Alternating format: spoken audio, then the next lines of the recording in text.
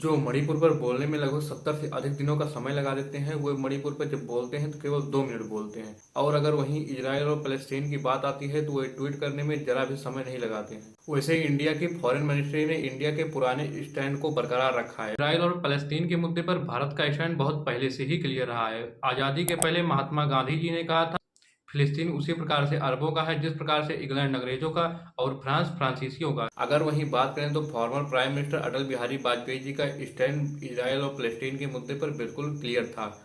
उनका कहना था कि जो लेकिन मध्य पूर्व के बारे में यह स्थिति साफ है कि अरबों की जिस जमीन पर इजराइल कब्जा करके बैठा है वो जमीन उसको खाली करना होगी।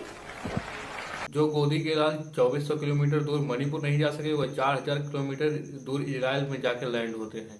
वे वहां पर भी जाकर एक तरफा रिपोर्टिंग करते हैं। केवल वो इजराइल का पक्ष रखते हैं। जो इजराइल में क्षति हुई हमास के द्वारा जो इजराइल में अटैक किए गए जहां पर वहीं केवल दिखाते हैं। वहीं बगल गाजा स्ट्रिप में अगर आप चले जाएंगे तो स्थिति और भी भयावह है। आपको तस्वीरें विचलित कर सकती हैं वहाँ की, जिस प्रकार से तस्वीरें सामने आ रही हैं। अगर आप देखेंगे तो गाजा स्ट्रिप में जो हॉस्पिटल शेल्टर्स और बाकी जो मकान है किस तरह से मिसाइलों के चपेट में आ रहे हैं। गोदी के लाल अगर इजराइल पहुंच गए हैं तो वही बगल गाजा स्ट्रिप में भी जाके थोड़ा देख आए माहौल क्या है, किस प्रकार से वहां पर भी इंसान लोग रहते हैं, जिस प्रकार से वहां पर मानवता को शर्मसार किया जा रहा है गाजा स्ट्रिप में इजराइल के द्वारा। बात की जाए अभी तक लगभग 3000 लोगों को गाजा स्ट्रिप में इजराइल के द्वारा मार दिया गया है। गाजा स्ट्रिप में डॉक्टर्स जब ऑपरेशन कर रहे हैं बिना एनेस्थीसिया यानी कि बिना बेहोशी की दवा लगाए हुए ही ऑपरेशन कर रहे हैं। इस प्रकार से medicine, food, water, internet, electricity in सब चीज़ों की कमी हो गई है वहाँ पर। इजराइल में ही नहीं बल्कि अन्य देशों में लोग इजरायली सरकार के द्वारा जिस प्रकार से गाजा स्ट्रिप में हमला किया जा रहा है उसका विरोध कर रहे हैं।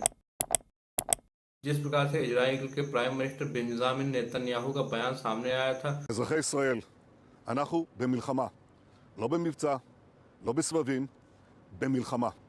הבוקר חמאס פתח במתקפת פתע רצחני נגד מדינת ישראל ונגד אזרחיה. אנחנו בתוך זה משעות הבוקר המוקדמות.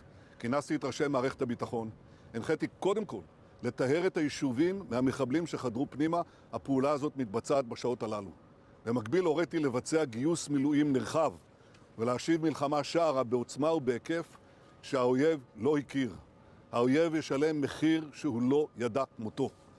אני קורא בינתיים לכל אזרחי ישראל להישמע בקפדנות להנחיות הצבא, להנחיות פיקוד העורף. אנחנו במלחמה ואנחנו ננצח. वे गाजा स्ट्रिप को पूरी तरीके से तबाह कर देना चाहते हैं। और अभी देखेंगे तो भारत में दो पार्ट निकल के आ रहे हैं। पहला जो इजराइल को सपोर्ट कर रहे हैं यानी कि जो रूलिंग गवर्नमेंट के ज़्यादा फेवर में है, और दूसरा जो भारत के पुराने स्टैंड को बरकरार रखे हुए हैं। जब हमास ने इजराइल पर अटैक किया तो पीएम मोदी का ये ट्वीट सामने आया, इसमें पीएम मोदी इजराइल के साथ खड़े रहने की बात करते हैं।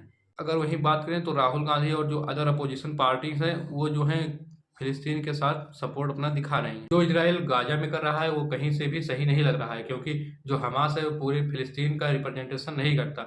जो हमास है केवल वह एक टेररिस्ट ऑर्गेनाइजेशन है। हमास के आतंकवादी गतिविधियों का जो खामियाजा है वह गाजा स्ट्रिप की बेकसूर जनता भुगत रही है। मेरे नजर में जो हमास ने इजराइल पर किया वो आतंकवादी गतिविधि ही थी, लेकिन जो इजराइल गाजा स्ट्रिप के एरियाज में कर रहा है वो भी किसी आतंकवाद से कम नहीं है। बाकी आप किसका सपोर्ट कर रहे हैं कमेंट सेक्शन में बता सकते हैं।